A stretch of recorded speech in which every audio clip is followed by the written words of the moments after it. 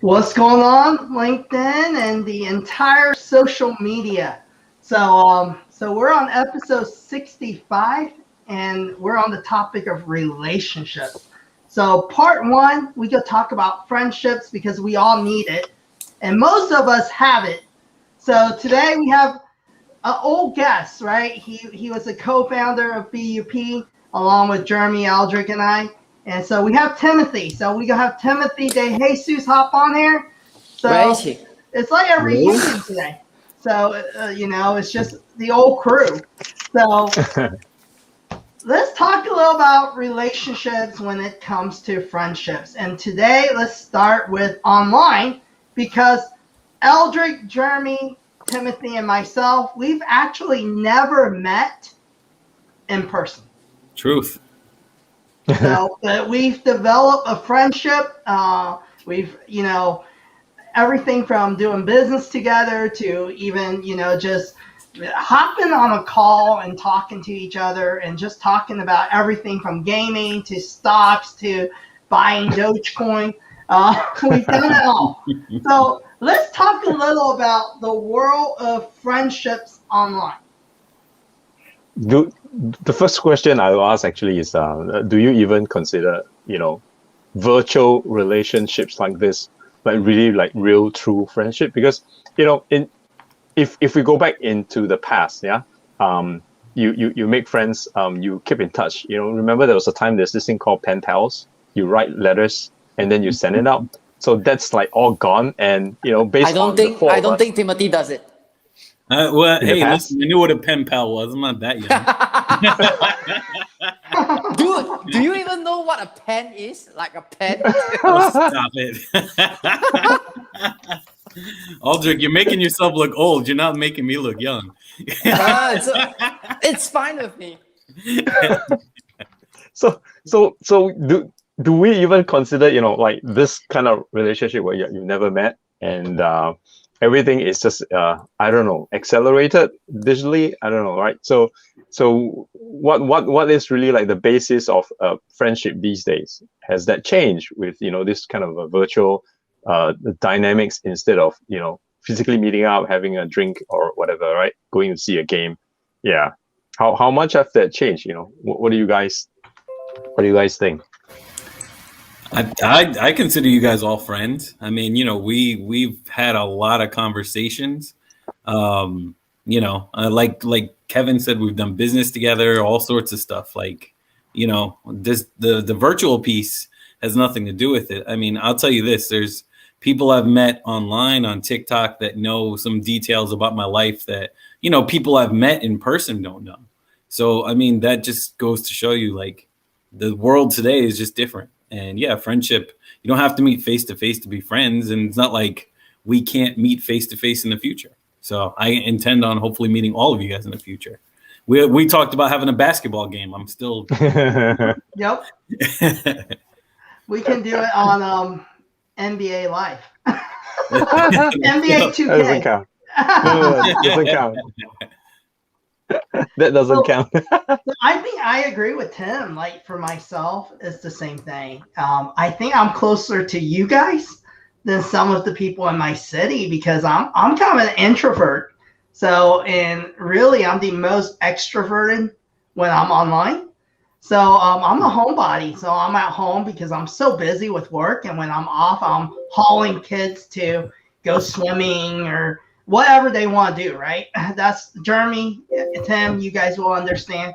That's part of being a dad. Like, when I'm off, it's like it's their time, So they dictate my calendar.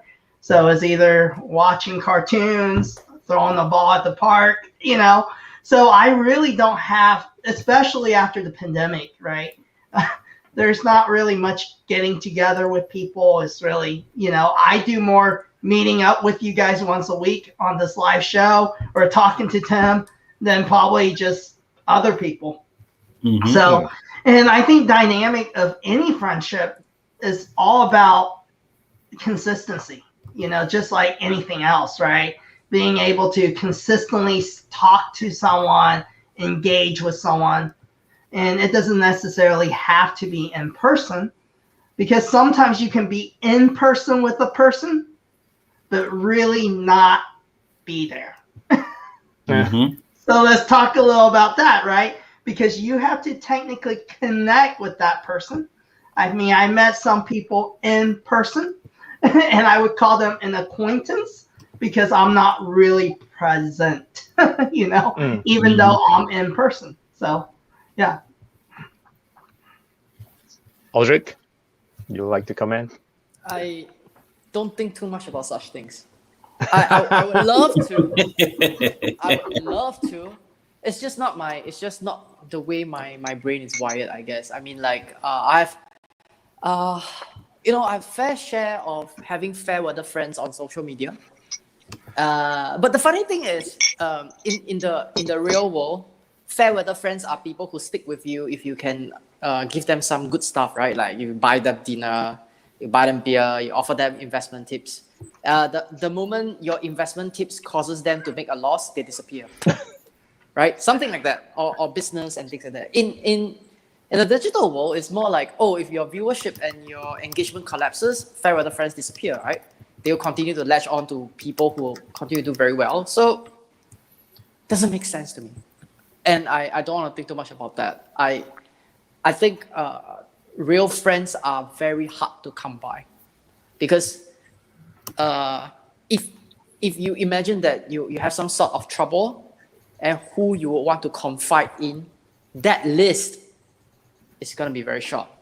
And for me, just to be very honest, I'm pretty certain my parents won't make that list. I'm pretty certain. So, okay. well, so I understand that completely. I completely understand that. yeah. I mean, if we're gonna be real, I hide a lot of stuff from my mother because she's super judgmental. We're being real here, right? Some stuff you just don't want to tell your parents because it just leads to a very long conversation that is unnecessary. And when they see the finished product, they'll kind of understand it. But in the interim, you don't need to know. So I get you 100% on that, Aldrich. 100%. And I think when it comes to friendship, as you get older, the list gets smaller, and it's same with me. I know this as I hit in my 40s, my list has become like within my, hands, So, I mean, you start really valuing your time, especially when you have a business, when you have a family, you have kids, you throw all that stuff in. It's like, in order to be a good friend, even myself, you got to invest in time. And there's only so many hours in the day to invest in that time. And like, who is valuable enough for me to invest my time? So you start asking yourself that, and it's like, man, my years are, if I'm super healthy, maybe I'll live another 40 years, I don't know, So it's like, now I'm like counting my time a lot more. Like I'm purposeful or intentional about where I spend my time. Yep. Yep. And then when you're young, you're just out and about. You want everyone to be your friend. You're just out at the club. You're out. It's like, all these people are your friends. And then it's just like Eldrick said, when, things hit the fan, everyone's gone, they aren't really your friends, So. Right, exactly. Yeah. So I wanted to throw this one out because Kevin, you mentioned age, right? So in life we go through stages. So when you were younger, you want as many friends as possible, right? Everyone's your friend. Hang on. You're going on to an age group related question, right? So let's no. Let's just declare where we stand for the four of us. So age? you and Kevin is in the 40s age group, right? I'm Since we're talking about friendship. I'm Jeremy's above 45. No, I'm above 45. Cross my mid-40s. Cross my mid-40s. I'm on the wrong side of 30s. I think Tim should be around the wrong side of 30s or younger. 38. Okay. Ooh, So he's up there. Yep. So we have 2 in the 30s and 2 in the 40s. So okay, we have the framing now about friendship. Go ahead. Okay, so the framing is it right? So when you're younger, you just like everyone's your friend, not social butterfly. You know, Really? everyone's your friend. Well, I depends have on enemies. introvert, I'm extrovert. not too sure about friends. I have a lot Eldrick of doesn't make friends, just girlfriends. Fair That's weather the only enemies. kind of friends Eldrick knows. fair weather enemies. Okay. Fair Yeah, weather go ahead. enemies. So Kevin and myself, right, 40 something, you know, time becomes the a constraint, right? So two-part questions, right? Obviously now in this whole digital scene, right? Well, it was Kevin that approached Aldrich and myself Yep. to, you know, start this call. So really the question is how do you, you know, why, put it this way, what made you decide to have friends now that you're older, right? What are the criterias? And as well as one is criteria, the other one is how do you determine the connection, right? You talk about connection because like for Kevin and Timothy, you guys took a risk to, you know, well, Kevin took a risk with myself, Aldrich, to jump on this, to start this live chat thing, right? It could have been that we don't gel at all and then the whole thing just falls apart. Yeah. So there was a risk there. So what made you do that first step? And then secondly, how to determine, you know, if there's connection or not? And that question applies to Tim as well, because Tim, you saw the three of us on our first live and then you decided to hop on, right? So you a little bit better, you got a bit of insights onto who we could be based on what we shared in just one live chat. Almost total strangers, like for me and Kevin, almost total strangers. But to you, we're like, oh, total strangers. But you decided to approach us and jump on from the second live chat onwards, right? So that's the two question, yeah? What criteria and what made you do it, like Kevin? And how do you determine that connection that make you want to continue on with us, so to speak? So I guess from the question's perspective, right? I mean, me personally, I very much try to give everybody a benefit of the doubt, and I've gotten burned many times in life with, you know, that stance. But you know, I try to give people a chance first and foremost. And you know, like if you find out, and let's put it this way, I think Aldrich would agree with this. You find out fairly quickly that who's like real and who's not so good, and you can separate yourselves from them pretty quickly, right? So, you know, I give people the benefit of the doubt, and then, you know, if they kind of betray my trust early on, it's like, well, then you don't need to be in my life, and that's okay. As far as the show goes, you know, what I really liked about you guys, the concept of the show was awesome, is awesome. You know, bottoms up instead of top down, couldn't be better, right? And I think that's the way it should go. So, you know, that's what attracted me to the show personally. And you guys, you know, listen, from the first episode, obviously many episodes deep now, but from the first episode, you know, I watched the whole thing and I can tell you all knew what you were talking about. You guys weren't just making it up as you go. And, you know, a lot of people do that, as we're well aware. There's a lot of people who kind of fly by the seat of their pants on social media. But I could tell that you guys had, you know, a level of knowledge and experience, and you were coming from a place of, you know, authenticity, which again is fleeting on social media. But that's what attracted me to the show. And, you know, that's why we've become friends, because I think we all come from the same place and we all have the same experiences, and, you know, we want the same things. So that's what attracted me to everything personally. Thanks for the sharing. Awesome. Kevin. Yeah. So for me, Whatever Kevin's answer is, he's not out for friends. Yeah. That's for sure. So to be honest with you, so I was on a mission, right, to connect with Asia when I was searching, right? And Aldrich's content caught my attention, because I've never seen an Asian in Asia that's as outspoken as Aldrich. And I could tell with his content, it was real. He was really sharing his story. And I was stalking Aldrich for a while. It wasn't like a fast, like, let's contact Aldrich, I want to do the show. I was kind of like following him. Is he consistent? What's his story? Is he real? And then I noticed, you know, the next thing I know is that picture with you and Eldrick. You know, it was a picture of you and Eldrick together. And then so happens, I was actually reaching out to Eldrick, and then just happens Jeremy hop on because Eldrick couldn't show up that day. And then, you know, and then Jeremy and I connected when I was talking to you. I was like, hey, Jeremy's real as well and very authentic, because it's very rare in the Asia world where a lot of people are on social media, you know, nothing wrong with it, but for business engagement only. A lot of people in Asia, well, even in the US, right? They still don't understand what it is to share your story, to provide content that's entertaining or educational, or even content is just, that's more about their journey.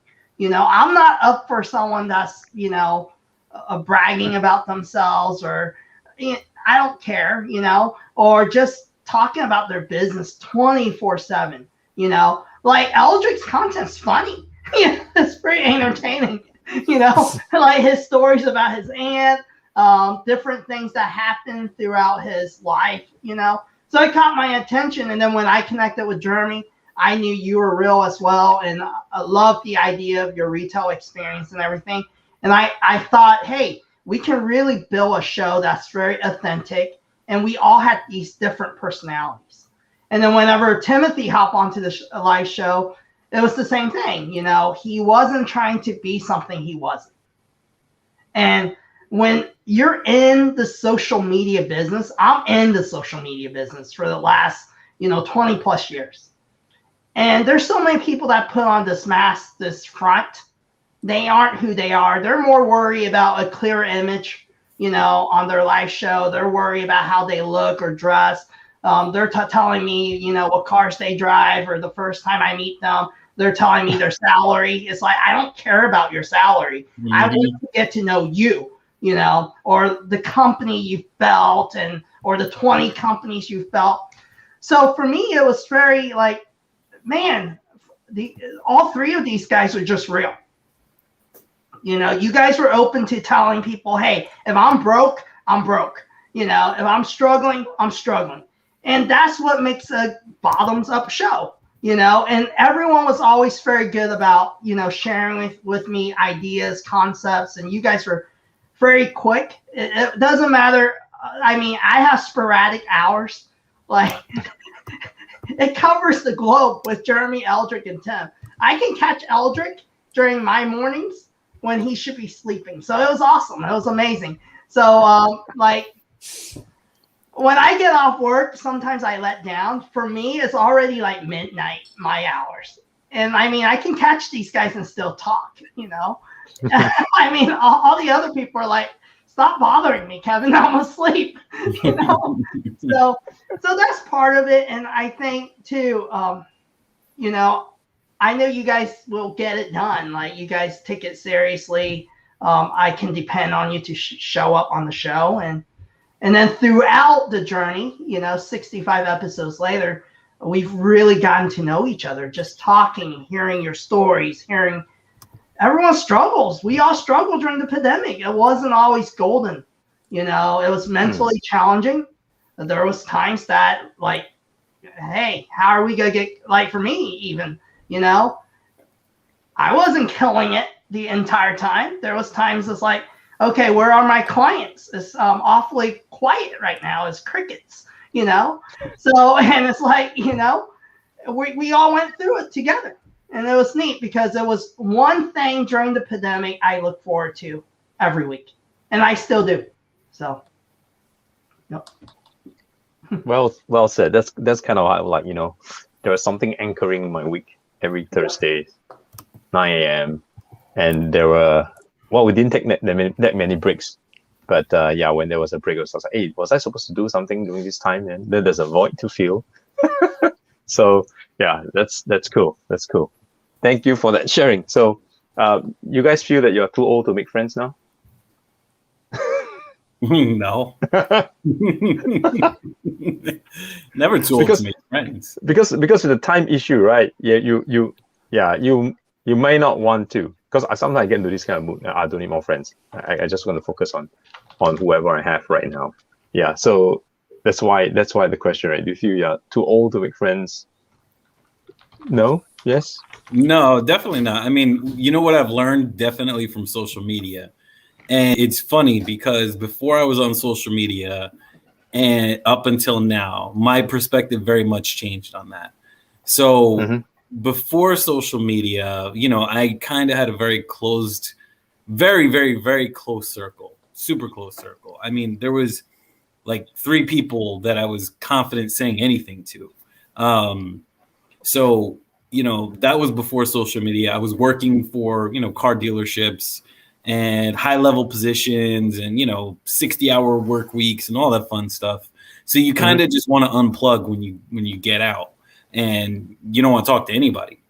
And, you know, being an entrepreneur and being on social media, you realize that everything changes when you have your own business, and you know, you're on the hook for marketing your business, and you're on the hook for, you know, making yourself be known.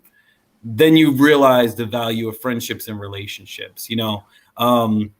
And people, I'm sure, probably know this, but Kevin does the website for our company. How did I meet Kevin? On social media. We became friends on Bottoms Up Perspective, right? So had I not met Kevin on social media, who does a fantastic job, if anybody goes to pressplay.com, shameless plug, you'll see what an amazing job they've done. But that's because of social media and because I met Kevin on social media. You know, so you start to realize that there's a certain point, you know, you can't have too many friends. Now you can definitely have too many acquaintances. You can't get too close to people, but you know, the people who are real, like the 4 of you guys, yeah, you want to be friends with people like that because, you know, I can rely, like Kevin said, I can rely on you guys. I can count on you guys. We've had vampire conversations. I've talked to you guys at 3 a.m. You know, but there's value in that. And, you know, I know you guys got my back, and, you know, I hope you realize I have yours. And, you know, that's what it's all about. So, you know, are you too old to have friends? No, you're never too old to have friends. And, you know, I think, honestly, you got to, you know, the friendships, especially from a business perspective, can benefit one another. And there's nothing wrong with that. You know, there's absolutely nothing wrong with 2 friends helping one another out to become better. That's what friends do. So, you know, that's my take on friendship.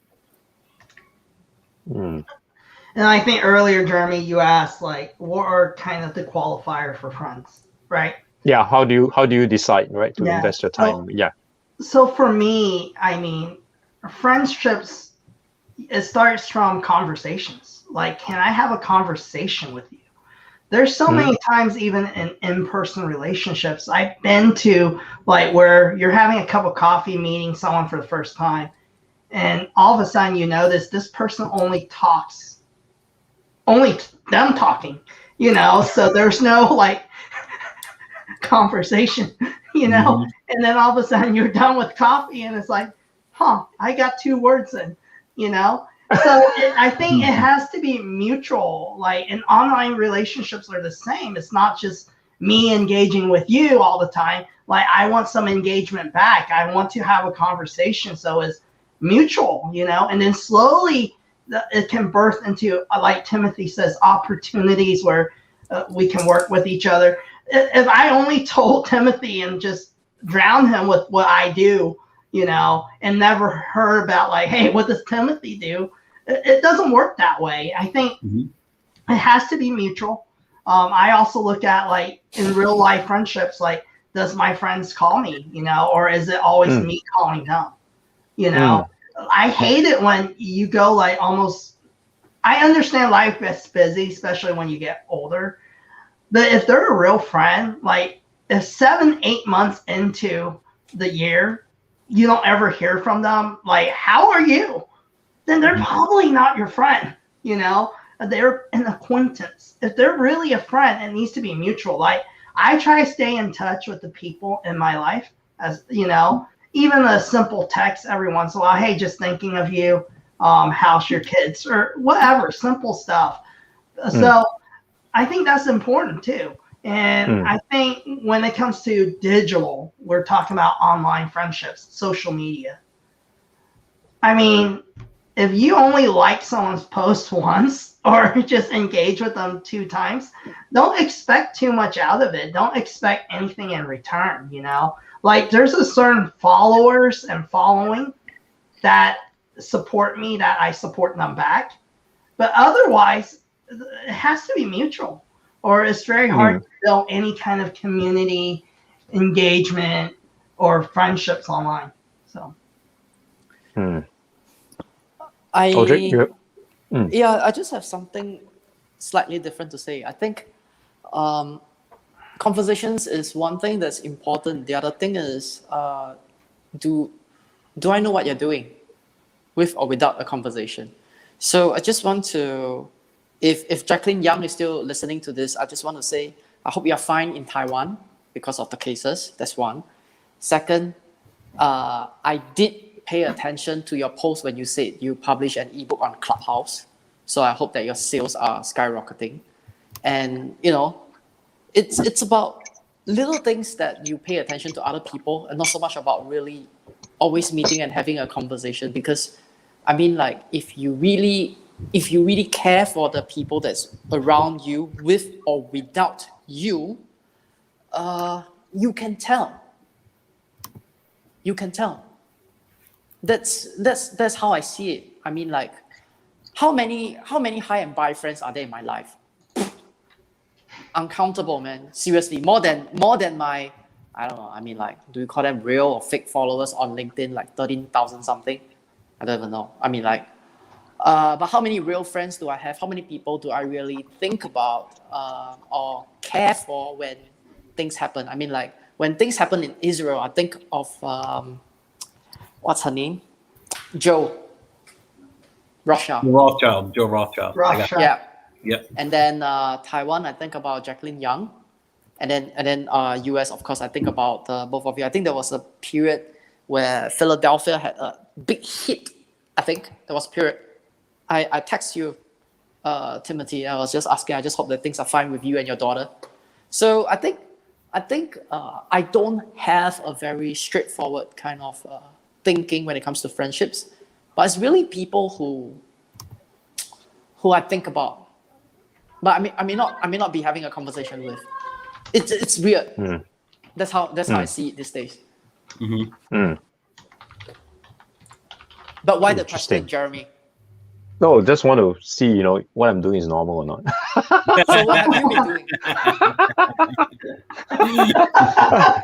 I had, okay, just sharing some experiences. So in terms of friends, right? So I went through a few experiences which sort of changed the way I see, you know, making friends and all that.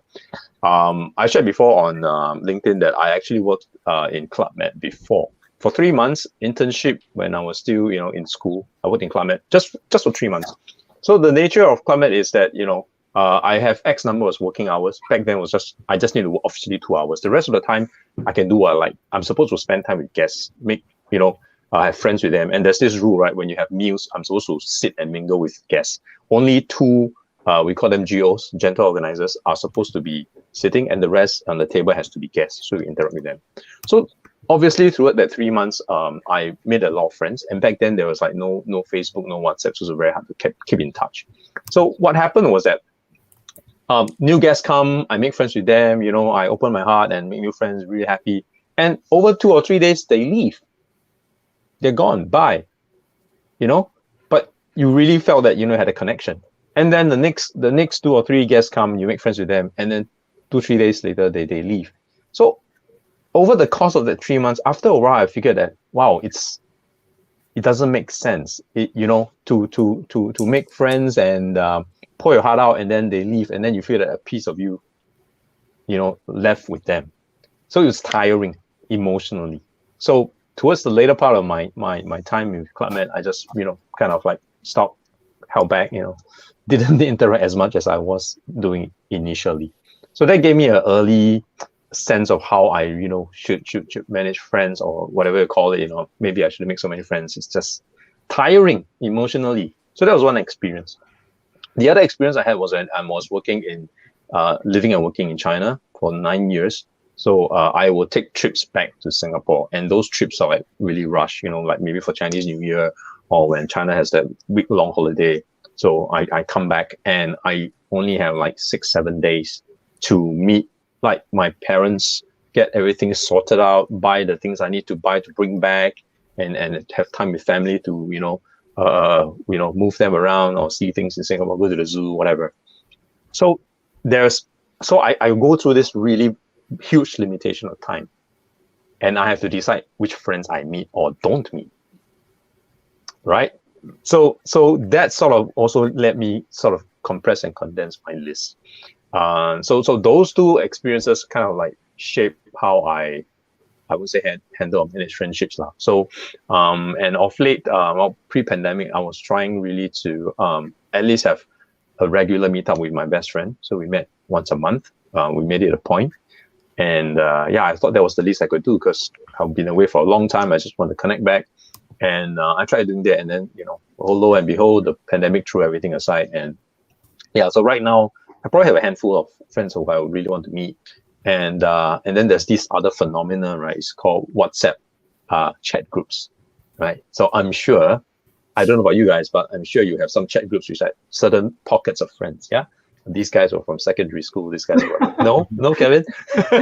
So I do have a few engagement groups of friends. So it has elevated from Friendster to Facebook posts. You're much cooler than me. I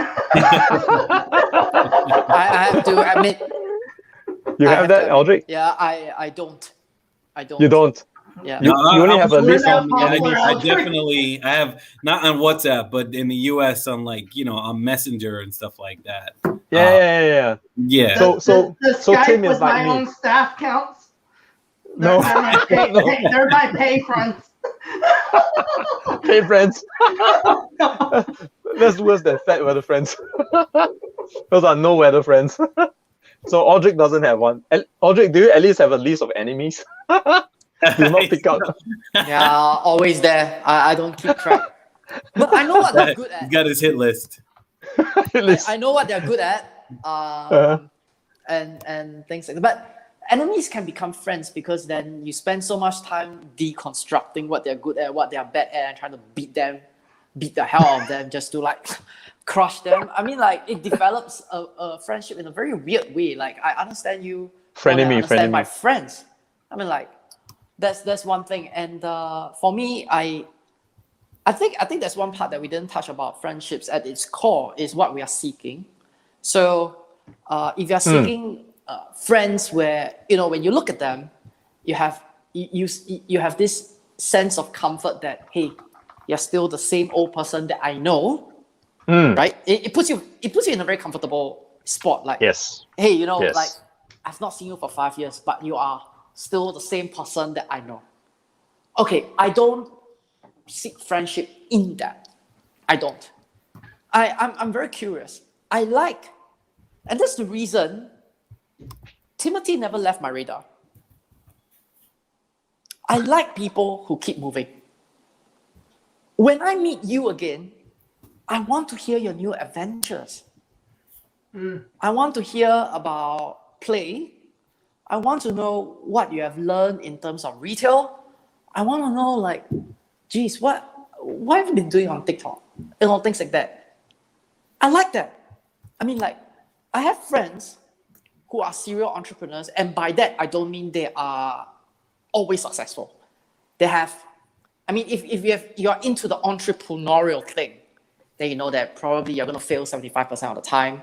But these people are very interesting. They fail, pack it up, take what they have, start a new one. Fail, pack it up, set out a new one. It's so interesting. Every 6 months I meet them, they tell me something new. And then if I ask them, hey, let's say Alex. Hey, Alex, how's your e-commerce website doing? I folded. That's 6 months ago. It's history. I'm doing this now. I learned that from here. I'm going to apply this. I'm doing this now. And then this is my roadmap. This is what I'm going to do. This is what I'm going to do. I'm like, wow. So I'm like, I want you as a friend. You give me very good stuff. I mean, I changed a lot too. And I changed very quickly. So there are small changes and there are big changes. The small changes are in place every day. 1 year ago, exactly I won't say 1 year ago, exactly at the point where Tim decided to go and do his venture and take time away from bottoms up perspective, I think it was just maybe 4 to 5 months earlier, I've decided to get my hands dirty doing freelance writing on Medium. I mean, like, it was hell. I mean, I had to wake up like 4 a.m. just to write something. Did you wake up or were you still awake, Eldrick? No, I woke up. And Still awake, still. yeah. And it was like, wow, this is so different from the social media thing, you know, like I won't call it shit, but the social media thing is like, wow. You just said it. You said it. He said it without saying it. Yeah. He said it with saying it. I mean, like, I love Aldrich, man. It's direct monetization, not indirect monetization. Oh, wow, that's cool. And then it's like, oh, you can earn recognition, so you get your top writer badges and things like that. And I was like, top writer, wow, that's funny. To date, I have 5 top writer badges already. Woo-hoo. But you know, the thing is that would I make my English lecturer proud? I don't think so. I think if she's on there and she reads my stuff, she'll be like, what the hell is he doing? Trying to make a living out of writing. I mean, like, I love friends that continuously move. I love them. Jacqueline is another one, Jacqueline Young. Don't think that she only writes about self-care and love. That's what she does. One off. But it's not her. So, you know, it's fun. As compared to, you know, the usual suspects, right? Oh, you know, life is the same. I'm like, okay, next. I'm moving on. I mean, like, I'm not interested. If you're going to tell me that life is the same 6 months today and 6 months ago, I'm like, what have you been doing? I mean, like, you probably perfecting your craft at work or perfecting your family and work balance and things like that. But then, you know, the new experiences is not there. I mean, like, if I meet you today, you tell me the same thing. 6 months ago, you tell me the same thing. 9 months ago, you tell me the same thing. I'm like, you're not even giving me inspiration to write new articles. I'll be like, yeah, nice to meet you. You know, that's how I think about friendship. I mean, at the core, it's whether you want to seek the kind of comfort that the people you know are still the same people that you know, or it's really, like, you want to have new experiences. So I love that, August, because, no, seriously, you know why? Because, you know, there's so many trite things out there about, like, you are the company you keep and things like that. But there's a lot of truth in that too. Yep. And, you know, I agree with you. Like, you want to be around people that want to evolve, that want to grow, because otherwise, yeah, you get into a comfort level and you stay stagnant. And then the next thing you know, 10 years go by and you're like, where did my life go? And, you know, I mean, anybody who knows a little bit of my story from LinkedIn knows that was kind of what happened to me. And that was a big motivator to get into entrepreneurship. I did the car dealership thing for 10 years and it was exhausting. And, you know, it was like, honestly, it felt like a black hole in my life. I look back at it and I'm like, I feel like I lost myself for 10 years. And, you know, that's like, as soon as I got out of that, I met you guys. And like you said, a whole bunch of things started jumping off. Now, part of this was a big plan in 2020 that I had. But in the grand scheme of things, you're right. Like, you saw every couple months, like, this new venture was coming up. Part of the plan. But yeah, at the end of the day, there's, you know, these guys know there's more to it and there's more growth ahead. And that's because, yeah, the company I keep is growing with me. So I agree with you 100%, Aldrich. You know, and don't get me wrong, I have people in my life that kind of maintain.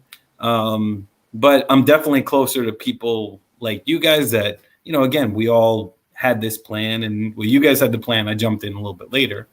But, you know, there was this plan and it's growth for all of us. You know, it's something new.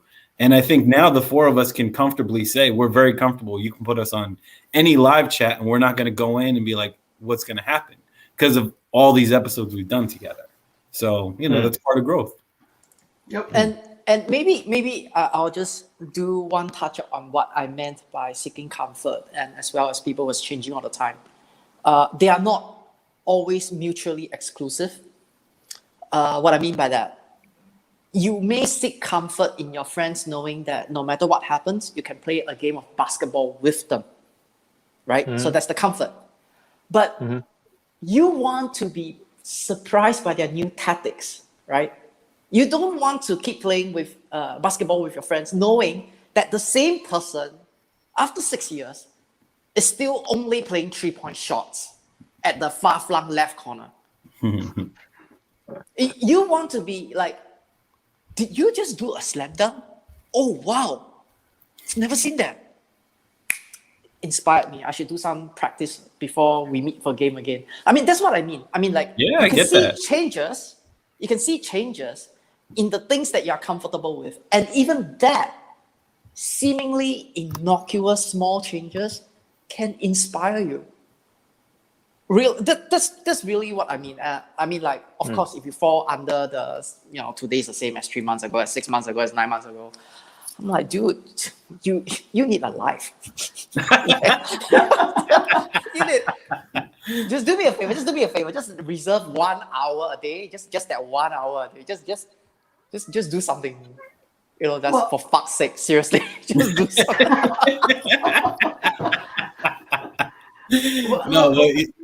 No, Aldrich has a good point. Like, real friends, encourage each other, uplift each other, and a true friendship's supposed to help each other move forward. Like, no one wants a Debbie Downer, right? It's almost like the cartoon Winnie the Pooh, right? Igor's always negative. No one wants to be around that, and there's a lot of that in social media too. When it comes to people talking about being authentic, it's like there's some people that's like always sharing just all their like laundry lists, of like, oh, here's why I'm down. Like, this mental health thing is driving me crazy.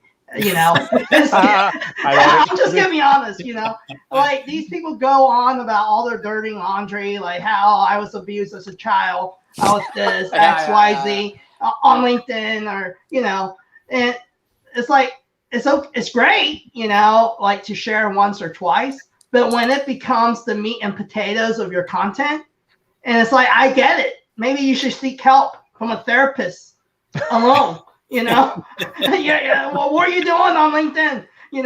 Like, you're just, none of us can help you. We're not trained. So, or maybe you're struggling with some kind of issues, but, I think there's a balance, like, of what you put out here. Being authentic is like, I know everyone's encouraging, like, oh, just talk about, but I don't want to hear it every single day, negativity, because I drop friends like that in real life. If you're always negative and you're dragging me down, and as soon as I see you, I'm sad too. I put on my frown face because you're just a negative person. It doesn't help anyone. I want positivity. I want inspiration. I want someone to drive me and, be honest with me too, because there are people that always tell you you're good at everything and, oh, you're doing great. That sucks too, because it doesn't, I want someone to go, hey, Kevin, you suck today. This is horrible idea, because that motivates me to be better, Yeah. So, yeah. I have another perspective for that. So before they continue on, just put your phone on the table and say, hang on, just let me activate this app. Just activate the speech to text app, let them go on, and then use what they tell you, and then spin it into a story that earns $10 on Medium. That works too. It's inspiration. Never waste a crisis. I'm infinitely positive in that.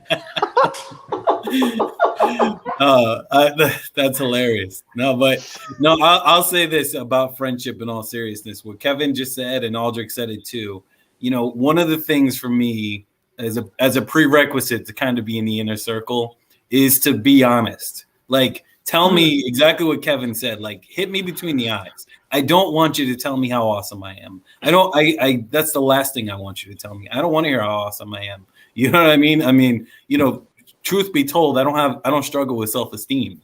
So don't tell me like I'm good, like, oh, this is awesome. I don't want to hear it. Tell me like you can do this better, or dude, I hate this idea. Perfect. Good. That's what I need to hear, because I may think it's a good idea and it is a shit idea. So tell me it's a shit idea. Perfect. Thank you. I appreciate you telling me that this is a shit idea, and so we can move on with our lives. That's a prerequisite for me. Just tell me straight up where you're at.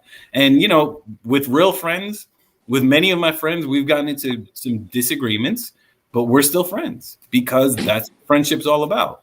It's just, if you are, look at Gabe, you are awesome. Stop it, friend. I like this one from Gabe. Yeah, there you go. But so Timothy, what you just said, right, is exactly why, Kevin, your employee chat group, they're not your friends, because they always tell you you're awesome because you're the boss. No. Yeah. No, they do a good job of telling me I'm not awesome. then those are they're keepers. my true friends. Those are keepers. Yeah, those are keepers right there. Yeah, those will be good. Yeah, keep those. Yeah. So that's funny.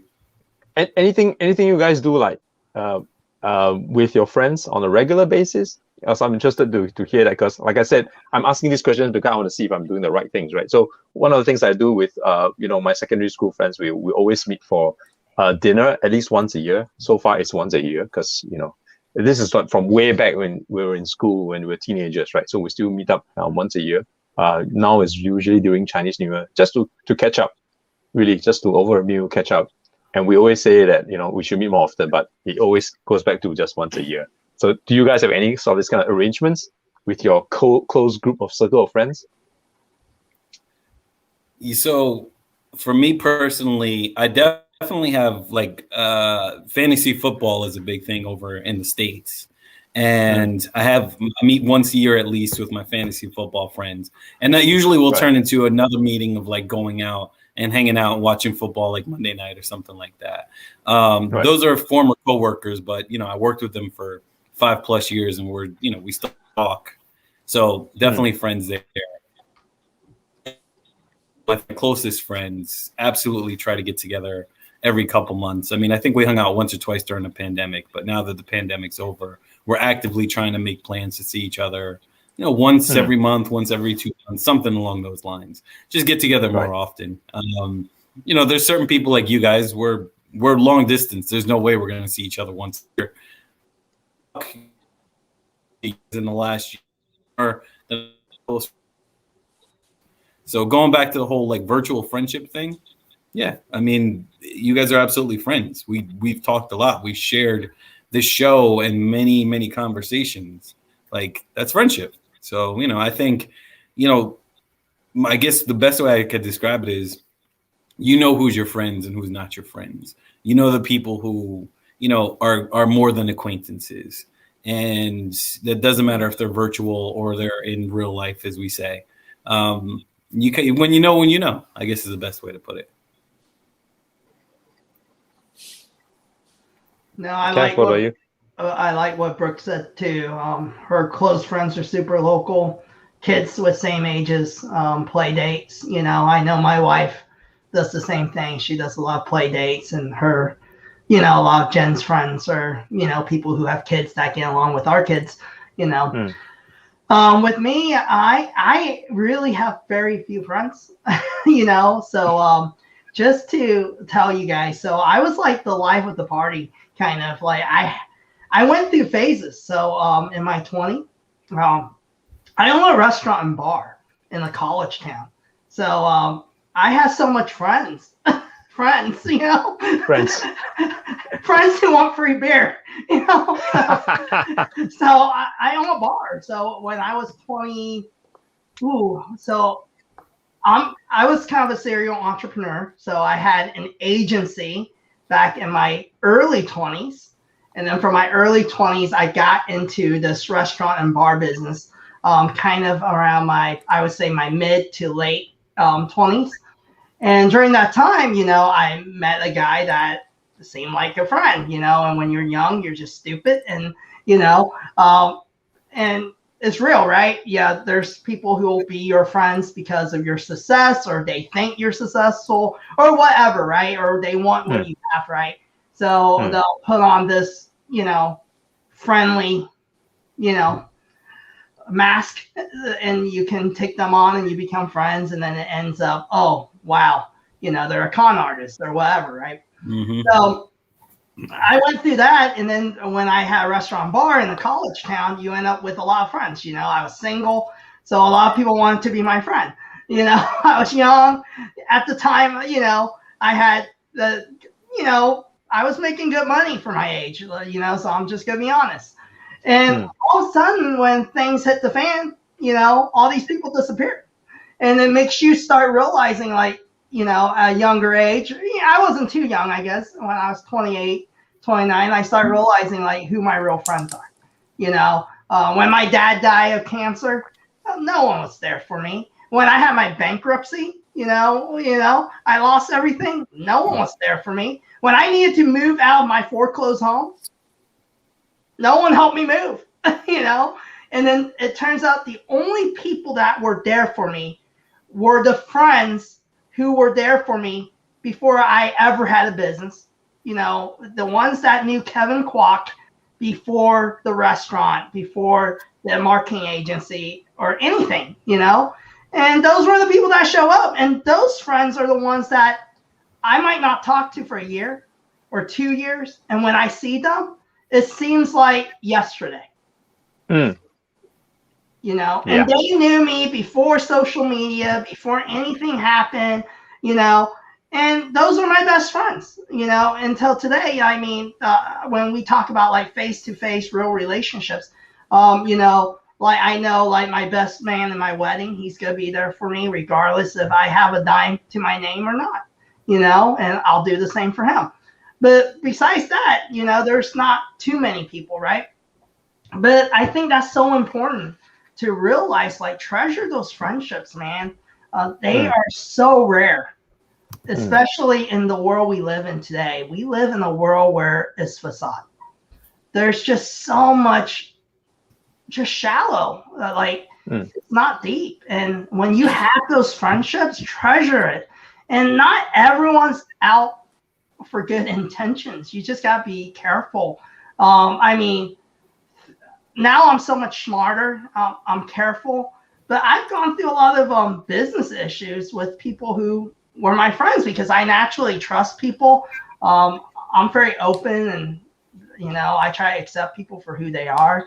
And I've been in a lot of legal issues and been cheated in my past, and that comes with it, right? So you got to be careful who you trust and who you make friends with as well. And nowadays it's so much easier to put on a mask online and be something you're not. So easily can be scammed, if you're not careful. So good pointers. I like the fact you said about, really real friends are people who you have not met for 10 years, but when you meet them again, you pick it up right where they were 10 years ago. Because with this group of friends that I meet every year, no matter how many times, we will go back and talk about the same old stories about this particular person who did X, Y, Z back in the day. Every year we talk about the same thing. And it's funny because, the stories don't get old. It's still the same story, and we still laugh back at the same thing. But I guess that's the point, right? You meet them every once in a while. You don't meet them for 10 years, 20 years, and you just felt that they were still the same people they were when you first met them. I think that's like the acid test of a real friend, true friend thing. So yeah, I'm glad you said that, Kevin, because that's how it happens with me. Some of the closer friends, yeah. So funny because I haven't been on the show in it's been probably 6 months now. Yeah, we didn't miss a beat. Doesn't seem like anything. So there you go. Nothing's changed. Exactly what it is. Yep. Exactly. And I think the same people we were. Yep. it's just about being candid, you know, being able to connect, being able to just, there's certain people, and some people aren't made to be your friends as well. Like, you know, I think it's funny when certain personalities thinks they gotta be friends with everyone. Like, the reality is you can't be friends with everyone because everyone's gonna be different. We're all from different upbringing. We all have goals. You know, Eldrick likes people that encourage him, that are driven.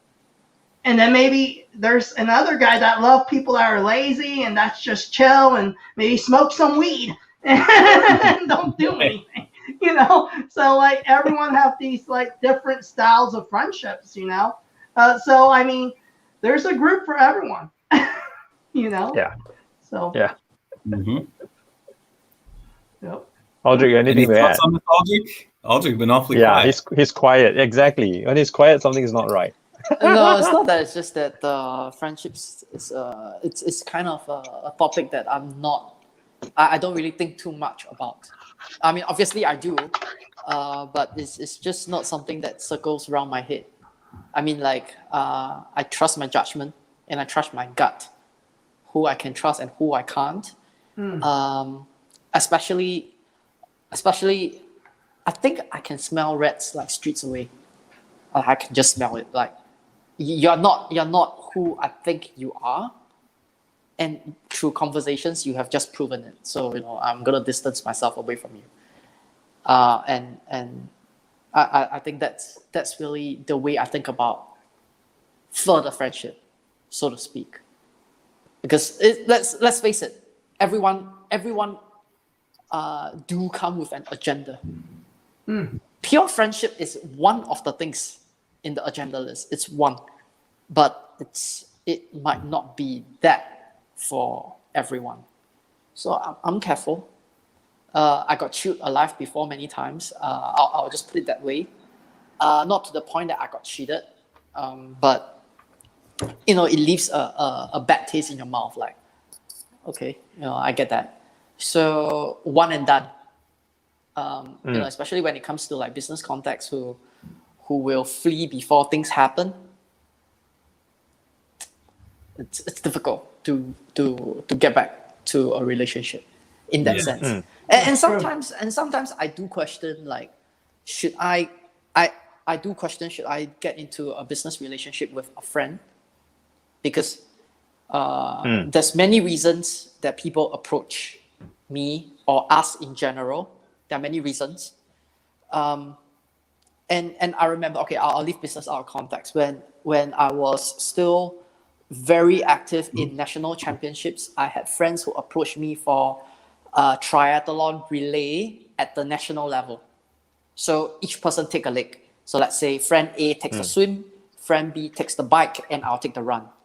And it was only after one event, I think it was 2014, that I realized that they didn't come to me with the intention of forming the strongest team possible, but with the intention that they can goof off their individual training, knowing that my run can catch up with the rest of the competitors.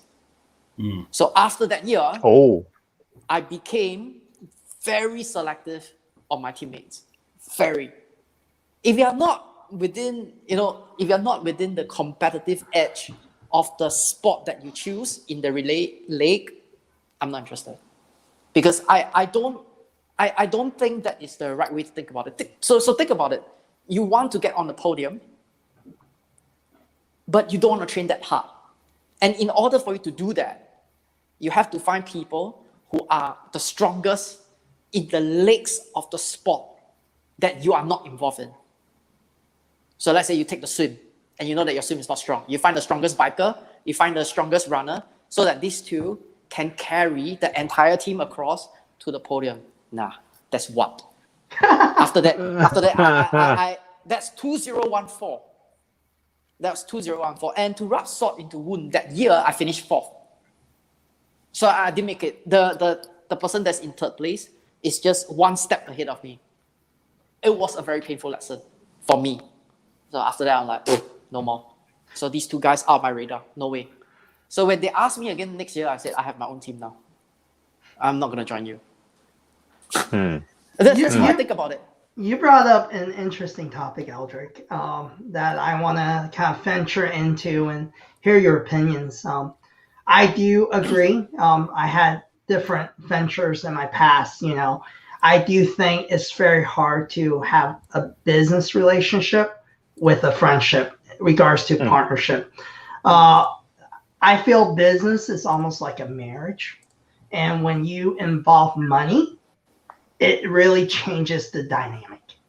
Because at the end of the day, there is a level of everyone deals with success differently, or even deals with failure differently. And when a friendship without the business tied to it is easy, right? It's a little different, you're just, about your kids, or maybe, just friendship, you hang out, talk. But when you have a business involved, it's almost like sharing a child together. It's all like, to me, it's like marriage. I want to hear from you guys what your thoughts are. So I have have very interesting perspective on this because my business partners are all my best friends, and I'll tell you why that is. So I've been very reluctant to ever take on a partner in any business venture for trust reasons, for numerous reasons. Like you said, like you've all said, right? People have their own motivations, and many people's motivations are not pure. So I surrounded myself. I said if I'm going to take on business partners, I'm going to take on the people who I'm absolutely closest to. Because at the end of the day, trust when it comes to a business partnership is everything. Everything. Yep. Period. Right? So at least I need to know that I can trust these people. The people who, as you said, Kevin, I've known for 20 years, have seen me at my highest, have seen me at my lowest, and didn't care where I was at in life. We were friends. That was the people I wanted on my team. Right? Now, that being said, so for me personally, I'll be very transparent about this because you asked the question, and I don't have a problem with transparency. My honest take on getting them involved is, you know what? If things go sideways, I'll eat the money, but we're still going to be friends. That's the way I look at it. If things are not working out, I'll eat the money. You have your share of the business. I'm not going to begrudge you for your share of the business. And if we got to move on, we got to move on, but we're going to be friends. And that's the end of it. And so I've made it clear to my friends / business partners that if they ever need to hit the eject button, it's not going to ruin our friendship. You know what I mean? And I think that's important to put out there because at the end of the day, yeah, if you don't have that expectation, then money can very much cloud the issue. You know what I mean? It very much can cloud the issue, and I've also, I think, had conversations where I've expressed the importance of what I've given to people so they understand if I'm frustrated about something, hey, look, I've given you a piece of something that's sacred to me. So this is why I take it this seriously. But at the end of the day, if it was ever a point where I need to hit the eject button, and that's mutual, not just me. I'm saying if they said, look, I got to bounce for whatever reason, that's okay. They keep everything, and that is what it is. And we're still going to be friends. And I'm not going to begrudge them because I wouldn't have given them something that I wasn't comfortable losing at the same time. So from my perspective, I feel like I'm in a good position from a friend / partnership position because we have that agreement and understanding. So, I think that's the only way it would have worked, getting my friends involved. So that's my take on it. It's a very interesting perspective because I think we also have to look at the core of who we are and how we operate as a person. And from that perspective, I don't do business with friends the way you do, Tim, but I totally respect it because to you, trust is number one. To me is I know why people come to me. It's not because that I'm intelligent, talented, or really good at what I do and things like that. So just think back about the national championships relay story. People come to me because they know if I commit, I commit, and I'll kill myself to get it done. So during your absence, Tim, I pushed bottoms up to change at least 3 times. So now we have a presence of Medium, we have a Substack newsletter, and then we still have our distribution. So the thing for me is I'm extremely selective of the people whom I'm going to have a business partnership with, because I can tell when people want to work with me simply because I can commit and work harder than them so that they can work less of. For me, that's very clear, and I don't want that. I don't want that. So in that sense, my approach is pretty much like Donald Trump, the businessman, not the president, the businessman. when he thinks about, I still admire him for what he does as a business person. Okay, when he thinks about protecting the things that he has, which is his business, his assets, he has a prenup arrangement with every lady that he marries, right? So for me, it's really that prenup is an understanding and a prior arrangement I have with my business partners that, hey, if we want to come in and work together, it's everyone for their own effort. Please do not rely on what I'm doing so that you can do less and therefore effectively earning more because you're committing less time. I don't think that's the way. And, so it's a different perspective from yours, Tim, but I think it's because we do have different core characteristics in us. And that's how I think about it. Yeah. Well, and no, your approach is not wrong. You know what I mean? It's absolutely not wrong. And I mean, to be fair, right, in many business arrangements, this wouldn't work. It only works because we're friends. Because if I wasn't like, and I've actually, I'll say this, my CEO is my best friend, right? And he's not the most experienced CEO, but I have experience running and managing businesses. So he's willing to learn, and that's a really great relationship, right? That being said, could I have brought on somebody with more experience? Probably, yeah, obviously. If I'm going to give you a piece of the business and we think this is going to be a successful business, sure. But kind of to your point, Aldrich, right? If I bring you in and I have to hit the eject button, that's going to be a problem. You know what I'm saying? That's going to be a problem. If I've partnered you in and I feel now I need to hit the eject button, that's a problem, right? In our current situation, if I have to hit the eject button, I'm okay. Because again, we're friends, and that came first. So, I think it depends on the arrangement of the business. Because, yeah, I mean, with my consulting business, I would be a little bit more loose and want to bring in somebody with more experience. And it would also probably be okay if I had to hit the eject button, because that one isn't as close to my heart as, Playware. So I would be okay in an arrangement like that, where, hey, you have a ton of experience, you're going to help. If it's not going to work out, we'll figure it out. And Playware, this is the crown jewel of everything that I've been trying to accomplish. So, I needed people around me I can trust. And I also needed to be able to look them in the face and say, hey, we can still be friends if this doesn't work out. You know what I mean? So yep. I think it just depends on the business arrangement too. Like I said, that your method is not wrong. And in the right setting, absolutely. I agree with what you're saying 100%. And I think it comes down to, it's like Eldrick said, you got to know yourself. Some people are designed to have partnerships and other people aren't as strong with partnerships, and it depends on the mutual parties, but with anything, it's like Tim said, I think that upfront agreement is so important.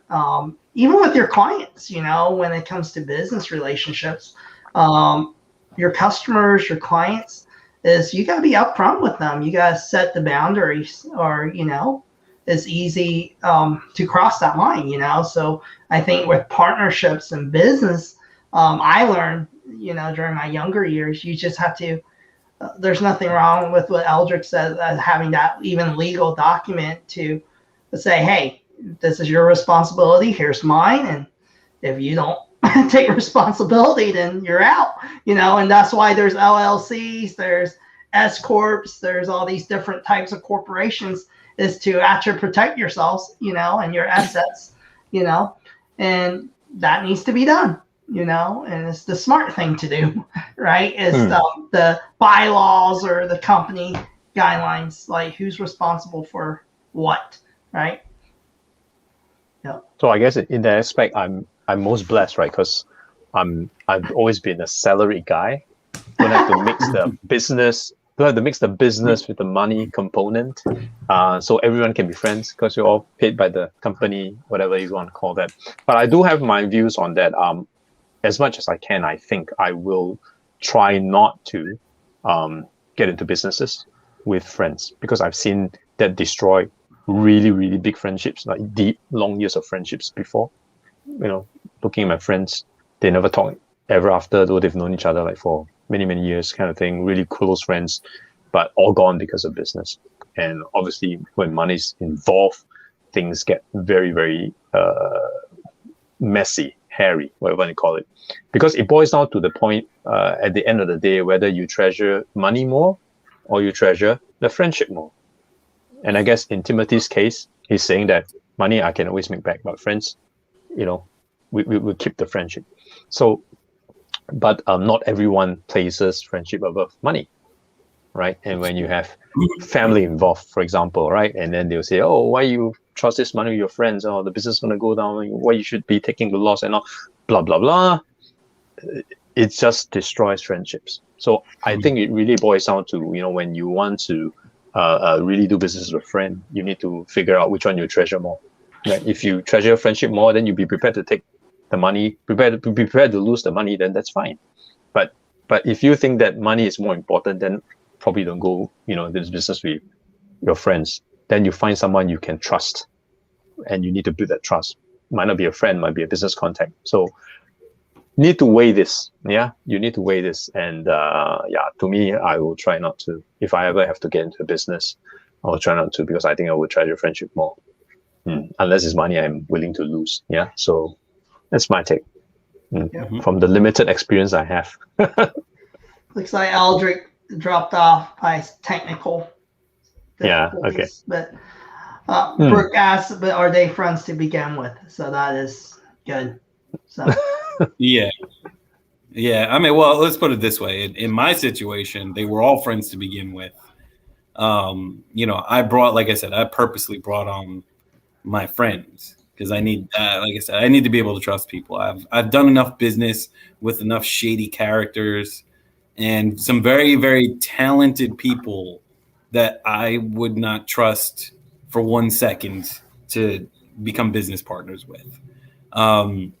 So yeah, I personally, they are friends to begin with. And like I said, they're going to remain friends. I've made it no secret online. I've said this many times, I want to build wealth, not because I want material things. I just want the comfort that comes with wealth. So, the money piece isn't that important to me. I mean, to be honest with you, if I had $5 million, it would probably last me a lifetime, to be perfectly honest. I just don't spend. I'm not that guy. So, that's where what happens in business, I'm fully comfortable affording to lose because, again, that's okay, right? Money does not mean that much to me. As long as I have enough and as long as my daughter's taken care of, I'm straight. So, that's where friendship is way more important than money. I think, for most people, that's how it should be. I know it's not, but at the end of the day, if you want to be friends with somebody and you want to bring them in as a business partner, I think that agreement that I have with my business partners is necessary, just from my personal perspective. No, and I think it comes down to too is how well you know your friends. Are they an acquaintance? Friendship, from my experience, right? I can only speak for myself. Friendship takes time. There's very few overnight friends. Or I call it, it's not like a one-night stand friend, okay? It takes time for a marriage, So, like, when it comes to, like, a real friendship, it takes time. Sometimes you don't get to know someone until maybe the I have people I didn't get to know maybe till the 5-year mark. Because it's so easy when you come from different backgrounds, upbringing, religion, culture. There's a lot of differences, and it's easy to have misunderstanding too. And I think with every friendship, it all starts with communication. That's one of the key things. If you don't communicate, it's so easy to assume. And that's the scariest part, even in work relationships. And it doesn't have to be even business partnership. I mean, how many times did you assume a coworker? So, or a staff member is doing the wrong thing and they didn't even mean it, And so I start learning in my career is there's two sides to every story and you got to hear it all before you start assuming. The scariest part of any relationship is assumptions because, a lot of times when you start assuming, you might be actually wrong because that person might not even think that way. And it's just miscommunication. People don't know what they don't know. If you don't say anything, that is one of the worst things ever. If you're very unhappy with, being a part of something, but you don't say anything, people just assume, hey, you're being really lazy or, it's like, just tell us, or whatever. So I think with partnerships in business, I think that happens a lot. One partner is like Eldrick. They're just going, and then the other partner, maybe they're just being burned out or whatever, but they don't say anything, right? Then you're like, dude, why aren't you running with me? And I learned that through my younger years because, I'm kind of I work, that's who I am, and it comes natural to me. And then all of a sudden, maybe that other person is a little more relaxed, just different way of doing things. So I think it's just understanding yourself and then being able to communicate together mutually. And if someone can't communicate with you, don't get into a business partnership or a marriage partnership, So. Yeah. No, I mean, you're absolutely right, Kev. And, it's funny. I had the blessing of working for a Fortune 100 company for a number of years, credit acceptance. One of the things that they talk about at nauseum is clear expectations, setting clear expectations. And, I think that has traveled in life for me, and especially now having been divorced, being single, I set very clear expectations. If I even think about wanting to date someone, I set very clear expectations. And if our expectations are not in alignment, that's okay. That's cool. You go your way, I go my way.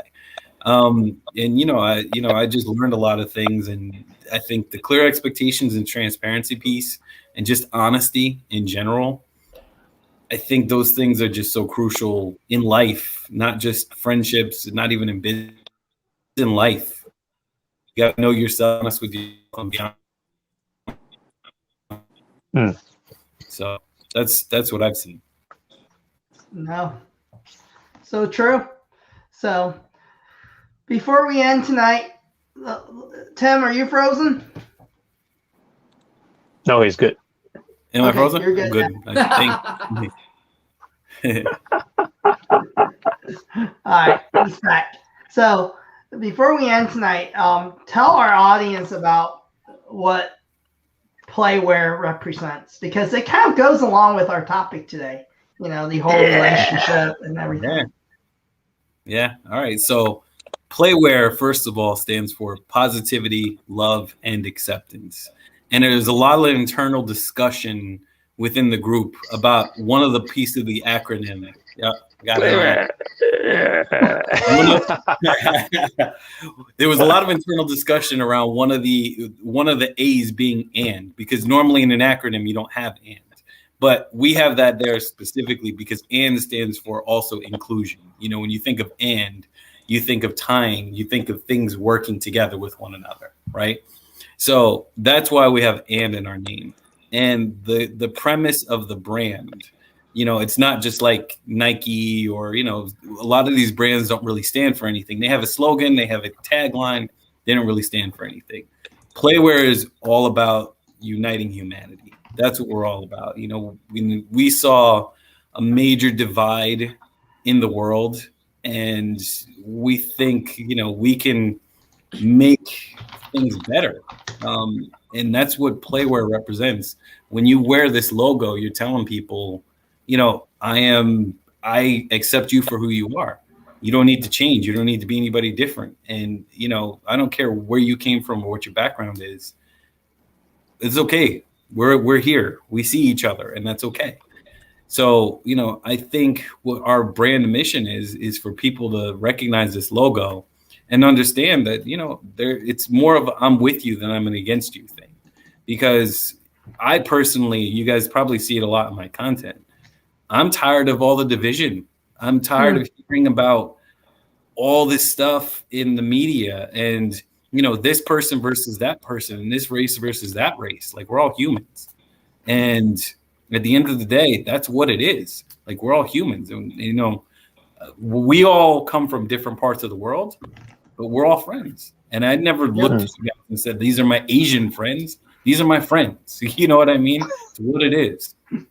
So, you know, that's what Playwear stands for. That's what the brand is all about. And like I said, we hope for people to recognize that in the future and understand that this logo actually means something. It's not just us trying to sell activewear. There's a meaning and there's a brand message and hopefully a very powerful brand message that's going to help unite humanity. Awesome. So if you believe in that message, you know, feel free. I dropped the link just now. Go buy something. Go on there, support our friend Tim here, you know, buy a hat, buy a t-shirt. And, you know, the price is very fair as well. So, I mean, clothing is not cheap nowadays. And I have a few t-shirts and hats. And right now my team has it. So because we're working on some stuff with Tim. But, you know, go buy something, support them. So support humanity, support inclusion. Exactly. That's what you're really supporting, yeah? That's exactly right. That's exactly right. And by the way, the website we usually give is pressplay.com, but playwear.com will get you to the same place. Yep. So we got them. We got both the domain names, they link. But yeah, pressplay.com is where you usually want to go with 2 A's, pressplayplaa.com. And I appreciate you guys so much having me on the show. I really do. It was so awesome to come back. It's great to catch up. Yeah, man, for sure. You guys know it's been a crazy few months, but you know, it's awesome to see you guys again, catch up, and it's just like old times. I missed it, so I'll be happy to come on whenever you guys want. Awesome. So, cool. Hey, thank you, everyone. It was good to see Brooke again. You know, and Jacqueline, thank you for joining us, and a lot of you, you know, who hop on tonight. It's awesome to see everyone's faces. Miss you. I know that with the pandemic, everything's changes, you know, day to day. The workplace is changing too. So, you know, it's good to see everyone. So, hey, drop us a comment, engage with us, say hi whenever you guys all get a chance, and have a good rest of your morning or night. So we'll talk next week. Later. All right. See you guys. Bye, guys.